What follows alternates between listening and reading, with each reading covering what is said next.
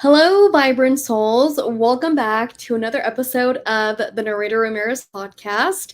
Like always, I'm so grateful that you're here and thank you so much for listening and tuning in.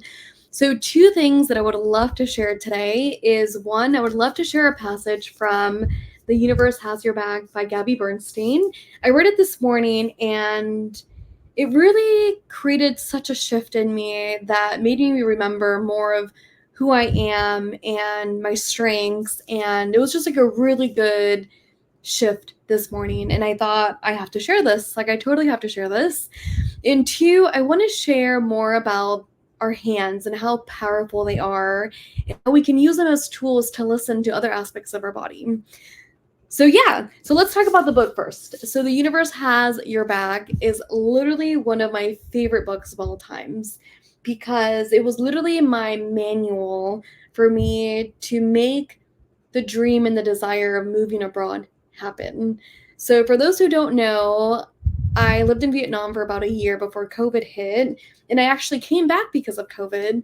But before that, I had this dream of wanting to move abroad after being in Italy for a month, studying in college. So ended up studying for a month in Italy while in college. And I remember thinking in that month, like, what would it be like to go to a different country and live for a whole year? Like, what would I learn? Who would I become? And I was just so curious. So a year had passed, right, from coming back from Italy, and I graduated university. And that whole year, I kind of forgot about it until I graduated. And I remember it again. And long story short, this will most likely be another episode. I remembered a couple weeks after graduation about this desire that I had a year prior. And I remember becoming very dedicated to making this dream happen. However, a little did I know how many fears I had with moving abroad, but also so many other different types of fears that maybe wasn't related to moving abroad, but that still held me from moving.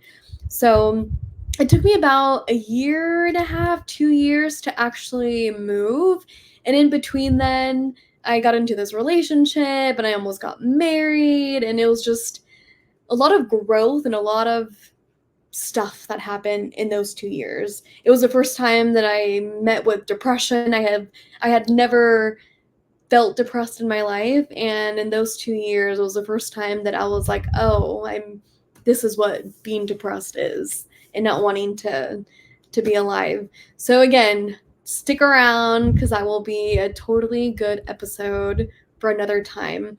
But for now, I would love to share with you the passage of The Universe Has Your Back. So like I said, right, with my little backstory, it literally brought out all the fears that I had. And not only did it do that, but it also opened me up mentally, spiritually, emotionally, in general, like the space to realize how much faith there also was present. And of course, right, like I think you guys have heard of a saying, saying that sometimes all you need is like a mustard of faith. Like a mustard of faith can literally move mountains, and best believe that it can.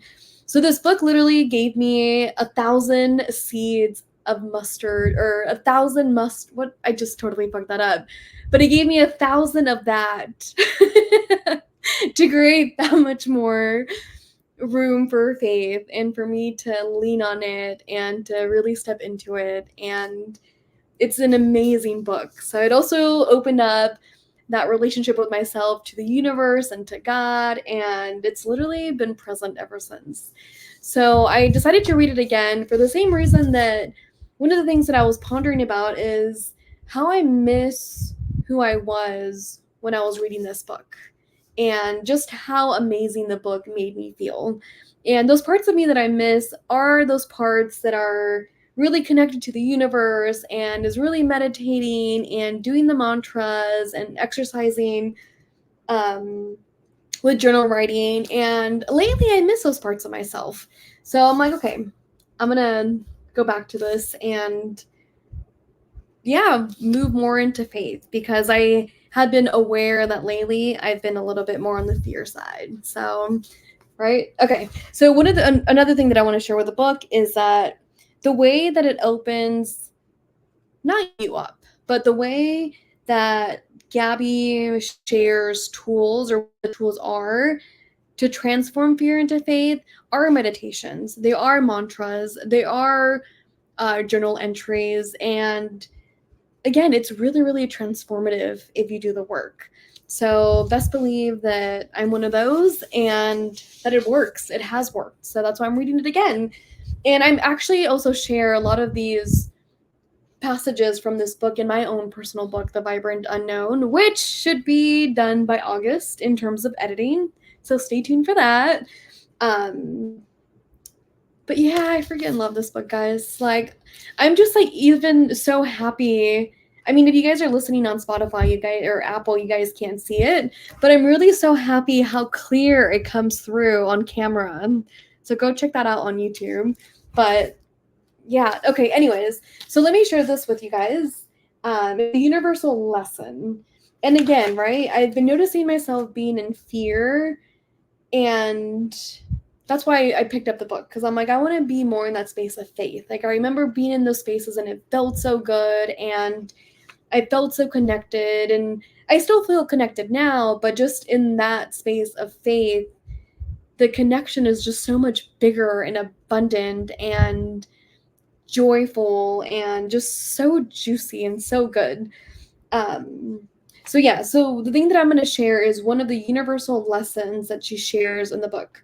So it goes like this: you see the world that you have made, but you do not see yourself as the image maker.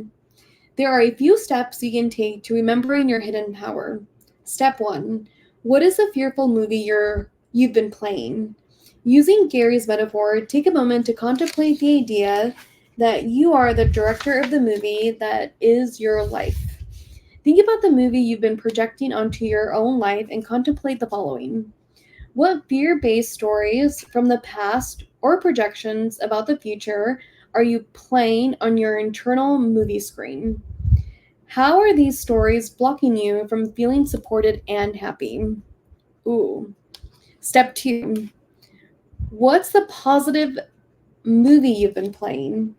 The same way the fearful stories block you from the flow of the universe, your positive stories empower your life. Let's look closely at the powerful stories you're replaying on your internal projector. Note, you may be stuck in a lot of fear right now, and you may have trouble finding an empowering story. Just keep it simple. An empowering story can be, I feel happy and connected when I am cooking, or I'm in the flow with the universe when I'm on a long run. What are the love-based, empowering stories that you replay in your head? How do these stories make you feel supported and happy? These exercises will help you understand how the positive projections you believe in are supporting your connection to the universe, and how your negative projections are keeping you stuck. A big goal throughout this book is to bring more energy to the positive stories and use the forthcoming practices to help you heal the negative ones. So take some time. You can either pause this or come back to it, but I'm going to share those two questions again. The first one is, what is a fearful movie you've been playing?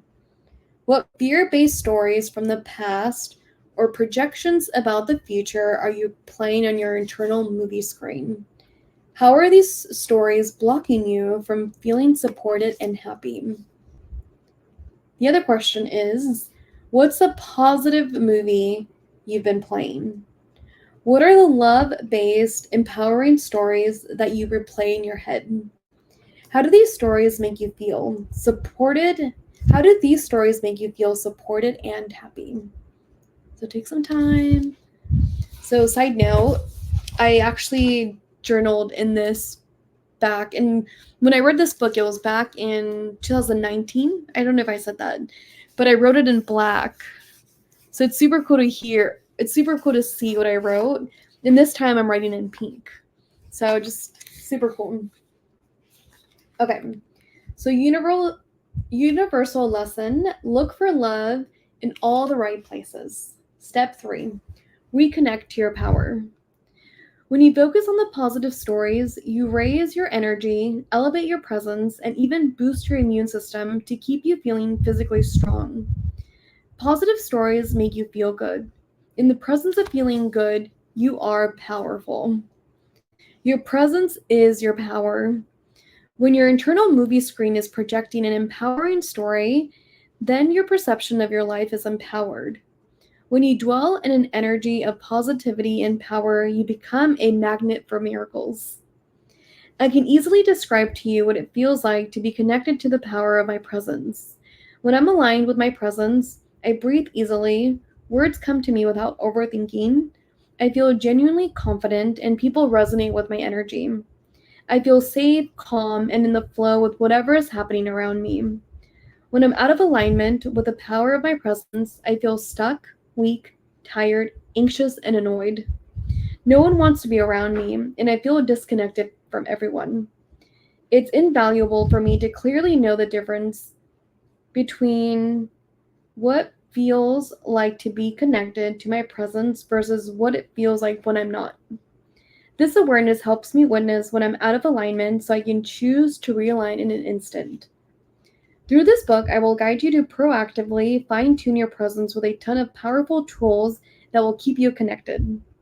Let's begin now by raising your awareness of what it feels like to be in energy and how the outside world responds to your inner power. A little bit more.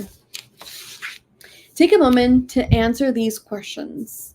What does it feel like when I'm connected to the presence of my power? What does it feel like when I'm disconnected from my power? Become very aware what it feels like to be aligned with your power versus what it feels like to be disconnected. This awareness is the most crucial step to reconnecting with your hidden power. The way back to your power is simple. Whenever you notice yourself disconnect from the presence of love, simply say this prayer to come back to peace. Quote, I witness that I'm out of alignment with my power. I choose to see peace instead of this. Unquote. This prayer will reconnect you to your desire to be in union with your creative power.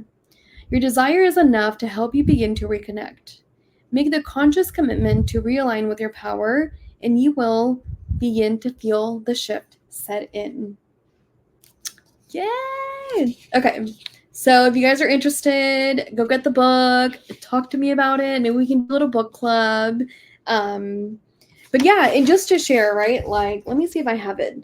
So from what I wrote in 2019 was the fear-based story was, which is so crazy to look back on now, is this idea of success and wealth and productivity and what it looks like. So at the time, I was struggling a little bit with leaving, with moving abroad, with traveling the world, because it felt as if the people around me were either going back to school or they were getting these really good jobs or they were really settling into just what comes with the traditional way of being in the world after graduating university. So there was like a tug of this is what it feels like I should be doing, but yet I really don't want to. And I really want to, my heart wants to go live here and experience this part of the world and this part of life. And there was a tug because in my mind, it felt as if the only way that I was going to be successful, wealthy, and productive in society in my life was, again, to follow this path of getting a really good job, 9 to 5, or going back to school. So that's what popped up for me back then. And the other one is the idea of needing a man, quote unquote, I put, for XYZ reasons. So I'm pretty sure I wrote it more in depth in my journal. But I guess at the time, also, same thing, right? Like, I think when I read this book, I had just come out of that relationship where I almost got married. So for me at the time, going back, it felt like part of needing a man was part of that idea of settling. Like, okay, now I'm done with school. Now it's time to get my shit together and really do this whole thing we call life. And I think another thing too that for me in that moment was, looking back, I needed a man to feel beautiful, to feel wanted, to feel needed. And in that time in my life, it felt as if my self-esteem really came through with the energy of a man, with a relationship with a man. And of course, like, I'm totally not there anymore, but it's interesting, again, like I said, looking back and being in that space of like, oh yeah, like I felt like I needed a man. And so much to the point where I was willing to put my heart's desire aside or to let it go, right? And I feel like that's where the depression came in too, which again, a totally different episode. But yeah, so that's what I put for my 2 fear-based stories at the time. And best believe, guys, like, down, like, in the chapters, I think it was like 15 fears pop up.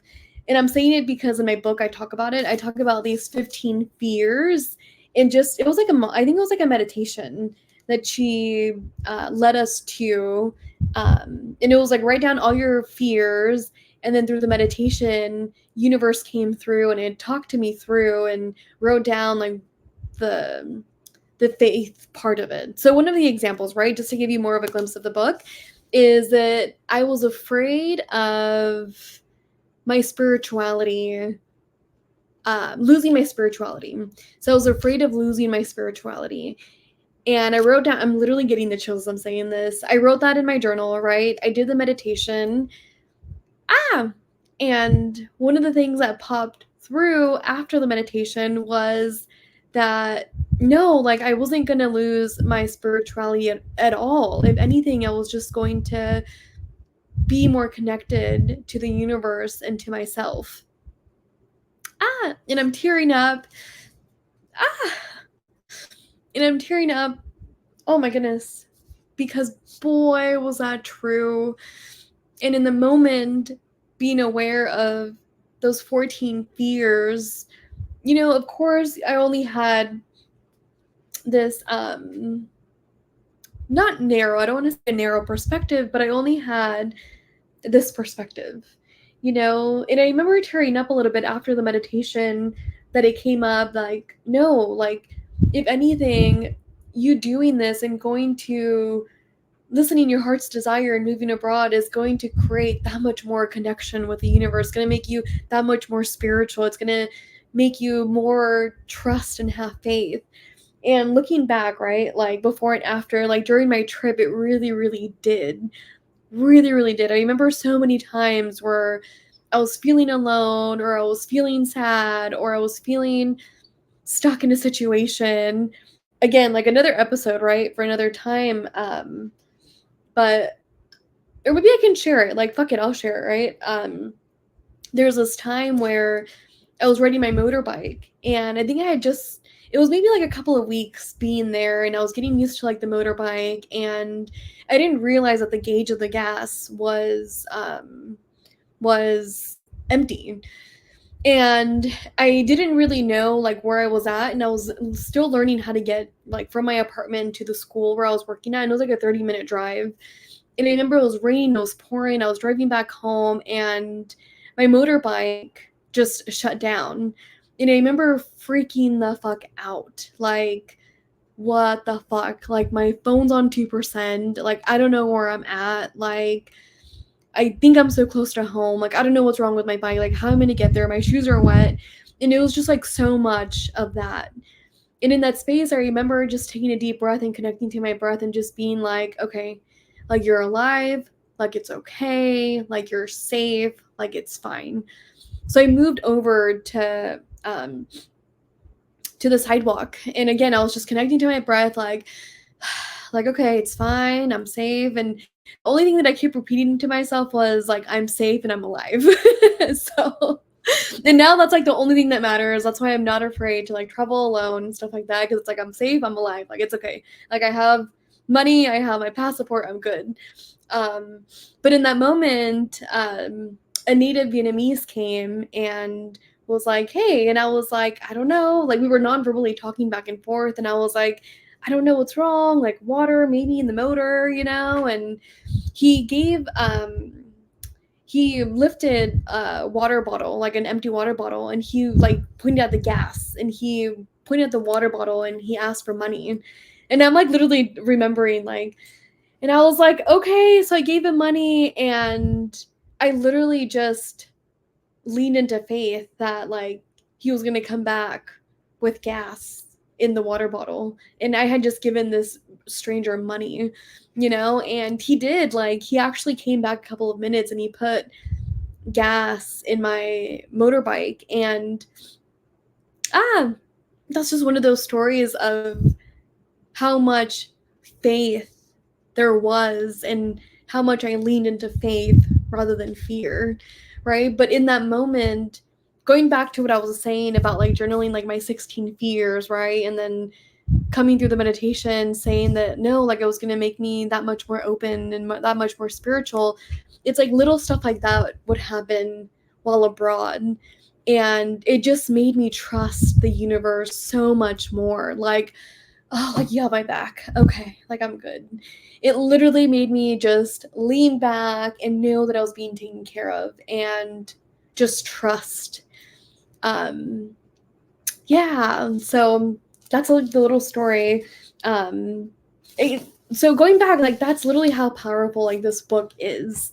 But yeah, it made me, yeah, just I'm feeling so grateful right now. First of all, I'm feeling such gratitude, and I can feel it in my heart, and just looking back on that memory and looking back on this book and what's arose for me is just I feel really, really grateful.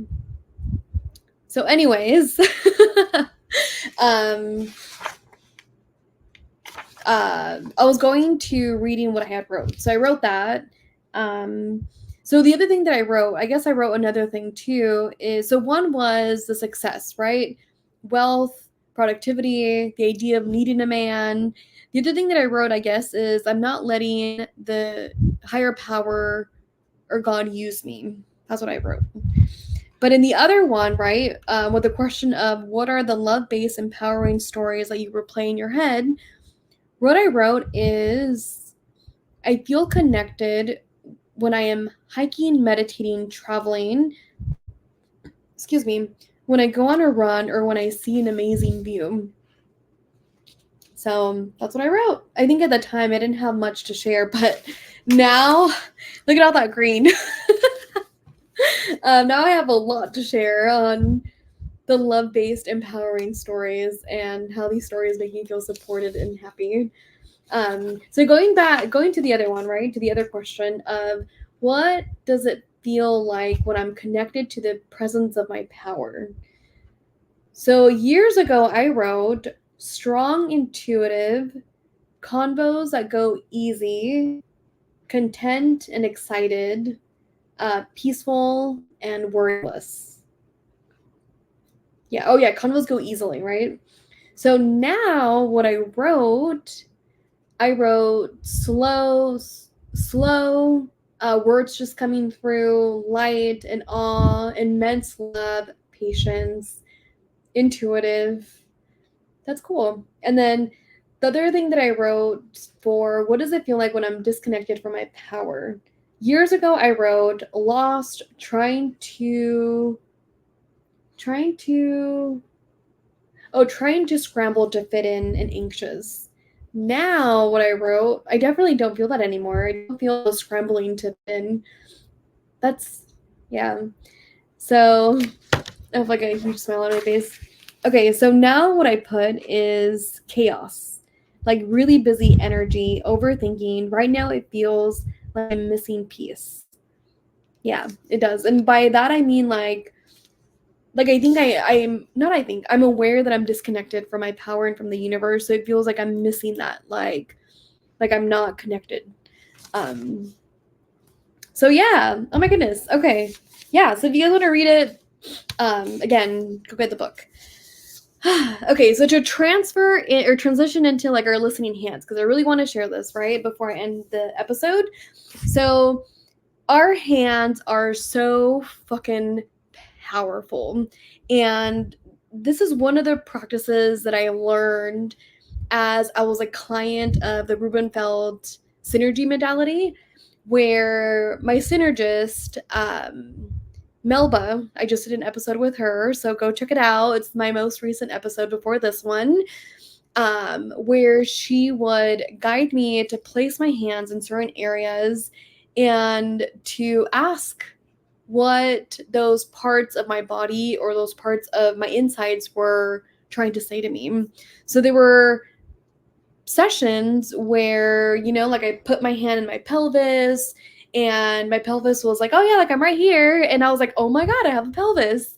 There were sessions where I would put my hand on my heart and she would guide me to, like become aware of my heart and ask, okay, what is your heart trying to say? And it's like, oh, that I'm here, that all I want is love or whatever it is. So really, really powerful. And as I'm training to be a synergist, it's one of the main tools that we use on our practice clients when they're on the table. So we start off with like their neck and we go from like their hip to their shoulder to different parts.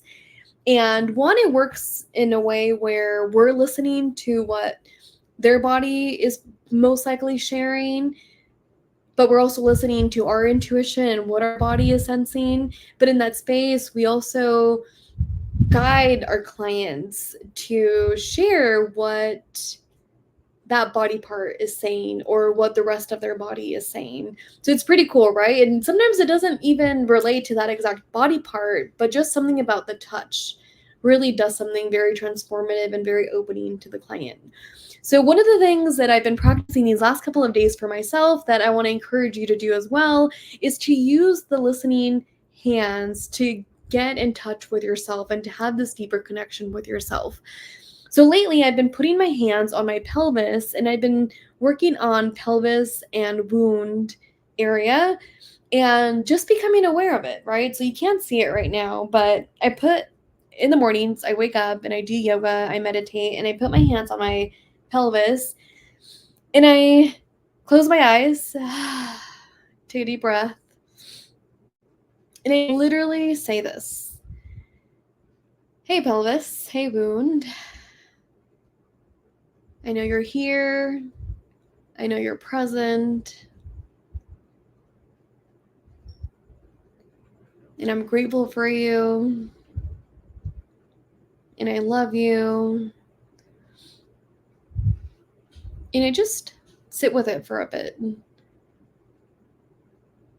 And one of the things that I'm currently working on, so I'm currently fasting, and one of the things that I'm working on is on my ovaries. So I have cysts in my ovaries, and I'm literally using my powerful hands to talk to the cyst in my ovaries. So I'll let you in more into my world. So some other stuff that I also share as I have my hands on my pelvis is, cysts, I know you're present, I know you're there, but it's time for you to go.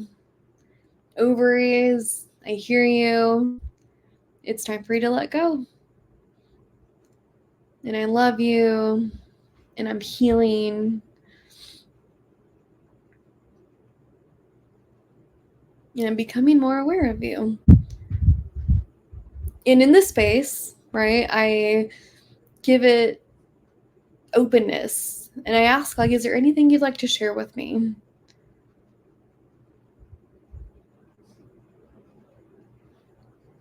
And so far, nothing has popped up for me, right? Oh, on the camera, I can see my makeup a little bit smeared. So far, when I get in touch with my pelvis, nothing really has popped up. Just presence. I'm noticing that I'm taking a lot of deep breaths in. So yeah, nothing has popped up yet. Just a lot of presence of me becoming aware of it. And to be honest, I think that's one of the reasons why I've been working on it, is because I could feel this intuitive knowing or the sense that it just wants to become aware. It just wants to be known. It just wants to know that it's there and to be acknowledged. And actually, I want to share with you guys a poem, and maybe I'll end it with that poem because I've been reading this other book. But yeah, so that's been my practice. But just to give you a little bit more, I did this with my feet. So super, super cool. I did this with my feet the other day. So long story short, when I was in the class in Canada, one of the synergists, right? Like he's one of the main synergists that taught and trained the ones that are training us. I feel like he's like the OG of the program. But I came into the room and he looked at my feet and I was like, what are you noticing? Like, what? Like, yeah, like, what are you noticing? And he asked, like, have you talked to your feet? And I was like, no, I haven't. I'm like, but I am, like, I do tell him that I'm grateful for them, like, all the time. So, funny enough, right? I was like, I took that in and I did an exercise with them where like I just became aware of my feet and like I touched them and I was like, I'm grateful for you. And what popped up for me, right, was that my feet, though I'm 30 years old, my feet feel, or they're like 80 years old, in the sense that they have gone to so many places. They have walked so much. They have experienced so much. They have literally gone through the mud and dirt and the beautiful grass and sand through so many different terrains. And they're experienced and they're resilient and they're tough.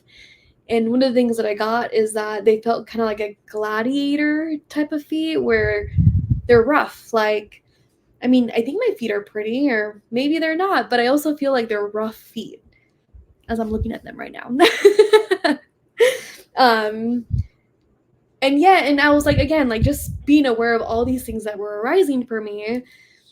And then when I asked, like, okay, like, what is it that you would like to share with me? What came up was that my feet said, I want to calm down. Like, you need to slow down. Like, I need to slow down. And it was just like that sentence. There wasn't like a real sentence, but what I got was like, slow the fuck down. Like, I want to calm down. Like, I want to rest. And it was like, okay, like I see or I hear these like words that are arising. Like, I hear you. Like, okay. Right. So it's one of the things that I've been trying to be more mindful as I'm fasting, of course, and being aware of my pelvis and my wound is like, okay, like, how can I give support to my feet? How can I make sure that they're also being taken care of, right? So I totally invite you guys to try it, to try something similar, or to, like use your powerful hands and connect to any parts of your body that like, call out to you.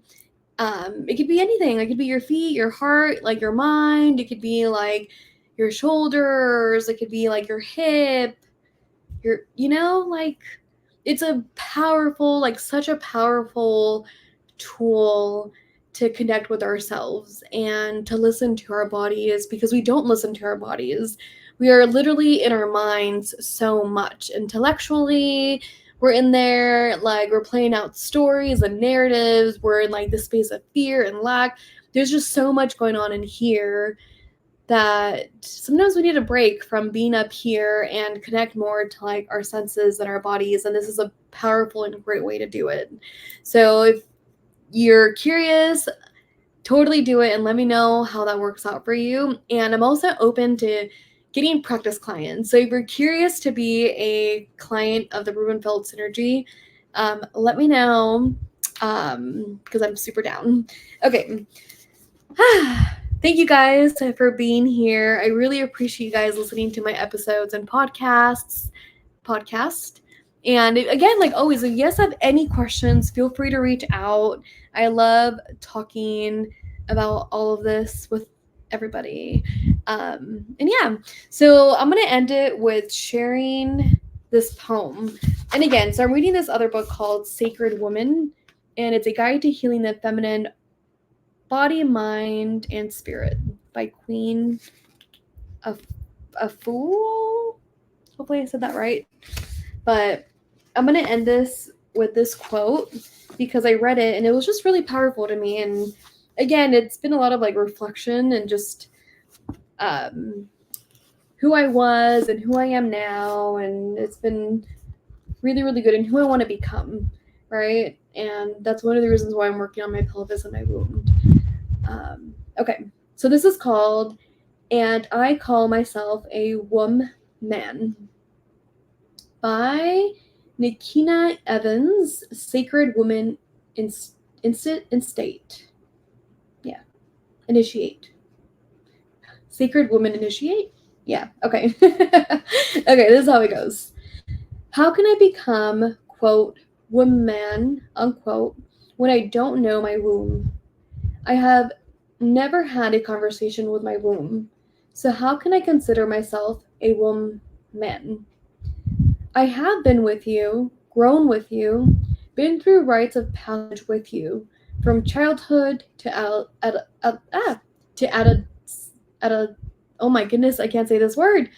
From childhood to oh my goodness, teenager, adolescent. I'm literally having a friggin' tongue twister moment. Adolescence. Yeah, from childhood to adolescence to adulthood, and yet I have never had a conversation with you. You have been a victim, a consequence to an action, a symptom of disease, an effect of my action. I have never spoken to you, consulted with you, inquired of you, cared for you, or understood you, and I call myself a grown woman. Where have I grown? How could I have grown without talking with you, without acknowledging your presence and your works? And I call myself a woman. I have put you through dozens of men, alien spirits, beings, entities of all dimensions, from all places and stations. I have created and destroyed babies through you. I have fed you all kinds of poisons, thereby creating diseases, fibroids, tumors, cysts, and the like. I have sexually abused you, thereby creating sexually transmitted diseases, infections of all types, itching, burning, hurting, pain. I have used you for my own purposes: money, favors, alleged self esteem, beauty, clothing, food. I have allowed men to probe you, doctors to drug you while I held you down. If I had known someone who had done all these things, I would call them the names I despise the most: murderer, thief, liar, betrayer, demon. Yes, I would. And I call myself a woman. Time to release, release, release. Forgive me, forgive me, forgive me. I am complete. I will be responsible for you, for myself, for my womb. We are in relationship together. We have been from the very, very beginning. I will commune and communicate with you. I will listen to you. I will wash, cleanse, and purify you. I will pay attention to your patterns, your moods, your signs, and your wonders. I will, I will, I will. I will become the woman that you made me from the beginning. So, yeah. So, with that said, guys, I hope you guys have a beautiful day, beautiful week, and beautiful weekend. So, much, much, much love, guys.